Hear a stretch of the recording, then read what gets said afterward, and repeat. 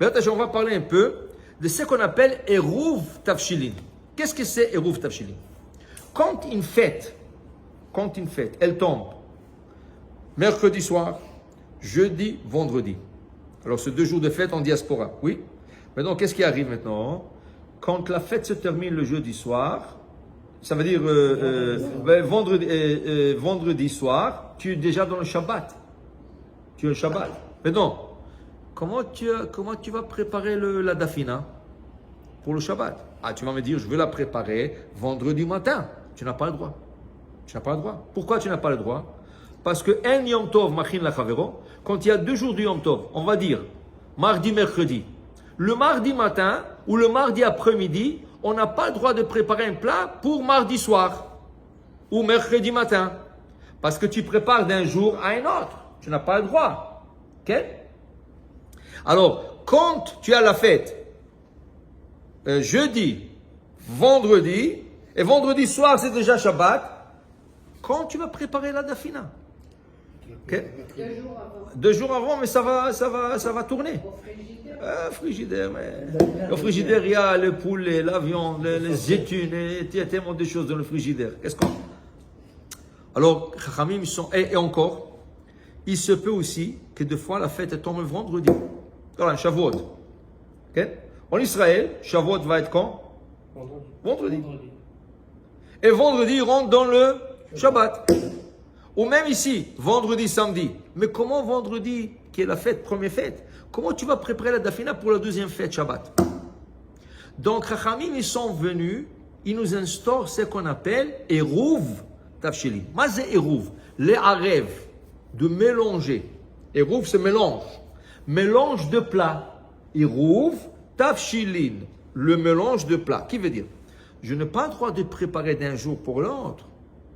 Mais si j'ai commencé à préparer le plat avant la fête, Chachamim nous ont donné la possibilité de continuer à le finir. Ça veut dire, qu'est-ce qu'on fait avant la fête? Avant la fête, on prend quelque chose qui est cuit, comme un morceau de viande, un morceau de poulet, un morceau de poisson. Il y en a qui prennent un œuf. On va expliquer bientôt pourquoi. Chacun il a une coutume différente. Et on prend un challah roll ou un challah, et on dit, voilà, ça c'est mon plat que je commençais à cuisiner. Parce que la viande et le poulet ou le poisson que j'ai pris, ou l'œuf que j'ai pris, ils sont déjà cuits avant la fête. Alors je commençais à cuisiner. Je fais une bénédiction, Baruch Ata Hashem, Elokeinu melech haolam, Asher kiddeshanu b'mitzvotav v'tzvanu, al mitzvat iruv tafshilin. Et ceci me permet de le mettre de côté et le vendredi matin, continuer la cuisson. La dafina, si je vais préparer encore de la viande, si je vais cuire du pain frais pour le Shabbat, tu as déjà commencé. Alors tu es en train de finir. Okay? Alors l'idée c'est mélange de plats. Tu prends le plat qui a été déjà préparé avant la fête et tu le mélanges avec le reste du plat que tu vas préparer pendant la première fête pour la deuxième fête ou pour le Shabbat. Ok? Maintenant, il faut prendre quelque chose qui est, comment on va dire ça, honorable. Qui veut dire quoi? Les Eruv Tafshilin, normalement, ça doit être un morceau de viande. Un bon morceau de viande. Okay? Tu ne la jettes pas. Tu la manges le samedi. Samedi midi, tu peux la manger. Ou samedi l'après-midi, Soudash Légi, tu peux la manger. Tu ne la jettes pas. Okay? Il y en a qui prennent le poulet. Il y en a qui prennent le poisson. Pourquoi? Parce que ça doit être quelque chose mechoubad. Mechoubad, ça veut dire honorable. D'où sortit l'histoire de l'œuf? De l'œuf avec du pain. D'où c'est sorti ça? C'est sorti parce que le gens n'avait pas de frigidaire. Tu ne pouvais pas prendre un morceau de viande et la garder 2 jours. Parce que ça aurait tourné. Il n'y avait pas de frigidaire. Ça aurait tourné. Alors, l'œuf que tu l'as cuit, elle peut rester 2, 3, 4 jours, 5 jours même. Alors, les gens prenaient un œuf. Mais aujourd'hui, que bon, Hachem, il y a des frigidaires. Tu dois prendre un morceau de viande.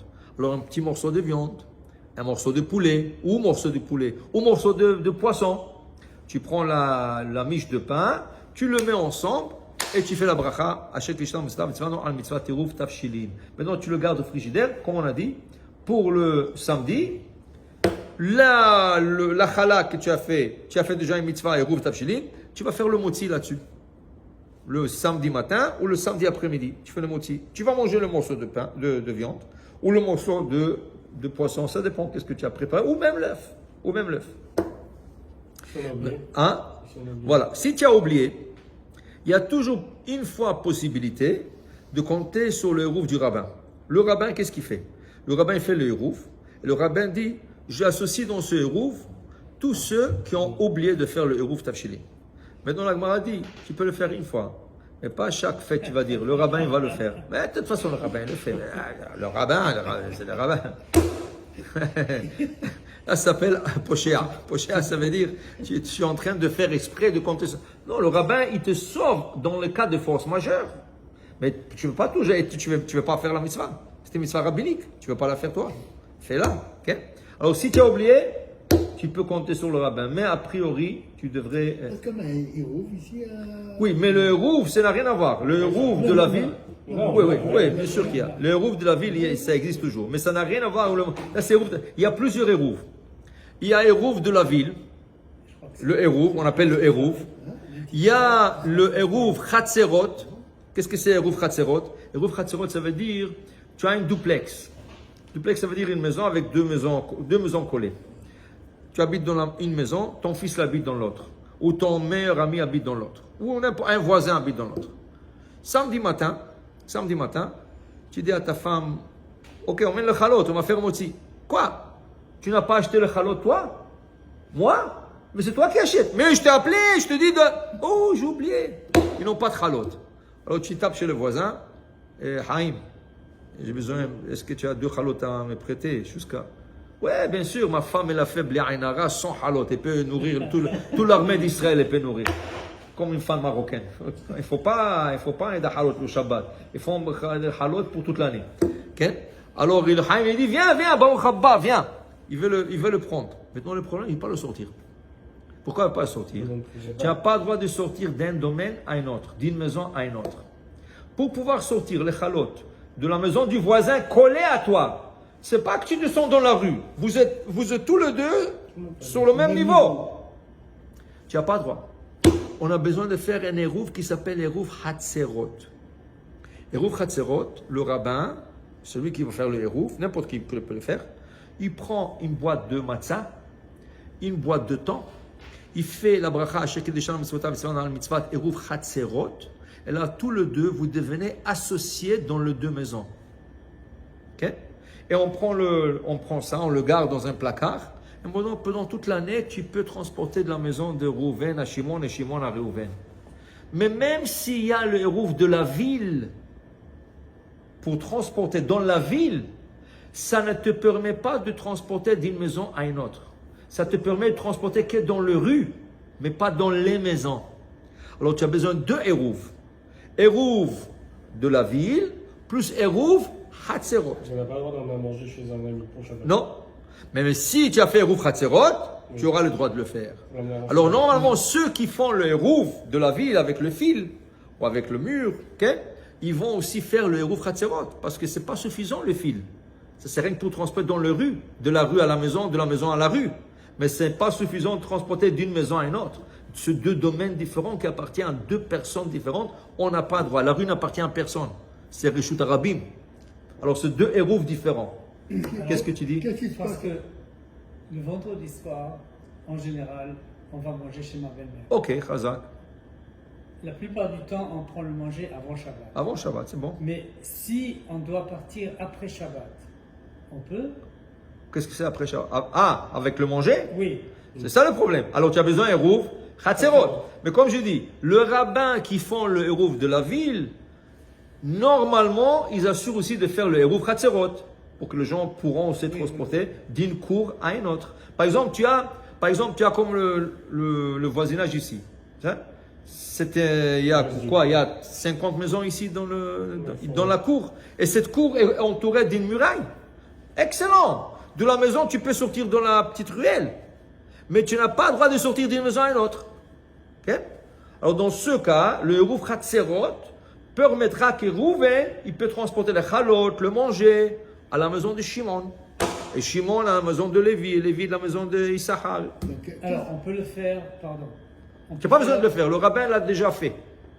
Pour toute l'année. Pour toute l'année. Maintenant, toi, tu peux le faire dans un endroit qui n'a pas d'Eruv. Veut dire, il y a, par exemple, dans une ville, tu habites dans une ville, il n'y a pas d'Eruv. Okay? Mais tu habites dans un immeuble. Mais tu veux transporter dans l'immeuble, sur ton étage. Donc, sur l'étage, il y a comme 5 appartements. Tu n'as pas le droit. Mais si tu vas faire Eruv Chatzerot, ça te permettra de transporter dans l'immeuble. Tu peux faire même l'Eruv dans tout l'immeuble. Un peu plus compliqué. On ne va pas expliquer aujourd'hui, c'est un peu plus compliqué. Okay? Alors, mais il faut faire l'Eruv Chatzerot. Alors déjà, on a 2 Eruv. Eruv de la ville et Eruv Chatzerot. Il y a un troisième Eruv. Eruv Techumin. Qu'est-ce que c'est Techumin? À l'époque, quand il y avait des villes, quand tu arrivais au bout de la ville, qu'est-ce qu'il y avait après? Un champ vide. C'est des champs vides. L'autre ville s'est trouvée loin de cette ville. C'est comme une ville et une autre ville. Tu n'avais pas le droit samedi de sortir plus que 1 kilomètre après le frontière de la ville. Tu es arrivé à la frontière de la ville, tu as 1 kilomètre à marcher. Après 1 kilomètre, tu dois t'arrêter, tu ne peux plus aller un pas de plus. Si tu as fait un pas de plus, tu dois rester sur ta place jusqu'à la fin du Shabbat. Ok? Ah, mais moi, je vais aller dans l'autre ville. Fais un Eruv Techumin. C'est un autre Eruv. Avant Shabbat, tu prends un challah, okay? Tu prends du manger. Tu vas là où, la limite où tu peux marcher. Ça veut dire 1 kilomètre après la ville. Tu vas là-bas, tu trouves un arbre ou tu trouves quelque chose. Tu mets ton pain et ton œuf ou quelque chose comme ça, tu le mets là-bas et tu dis voilà, je fais un Eruv maintenant, qu'à partir de ce Eruv, j'aurai le droit de manger 1 kilomètre de plus. Alors ça te donne une possibilité de marcher 1 kilomètre. Alors tu auras le droit de marcher 2 kilomètres. Et normalement, les villes étaient reprochées pas plus que 2 kilomètres une de l'autre. Okay? Alors ça, c'est une troisième Eruv. Et le quatrième Eruv, c'est l'Eruv Tafshilin. Quand la fête, elle termine le vendredi soir et on rentre le samedi, on a besoin d'Eruv pour pouvoir cuisiner. Alors, il y a plusieurs Eruv. Et aujourd'hui, ça veut dire pour la fête, on a besoin de Eruv Tafshilin. Une question. Amen.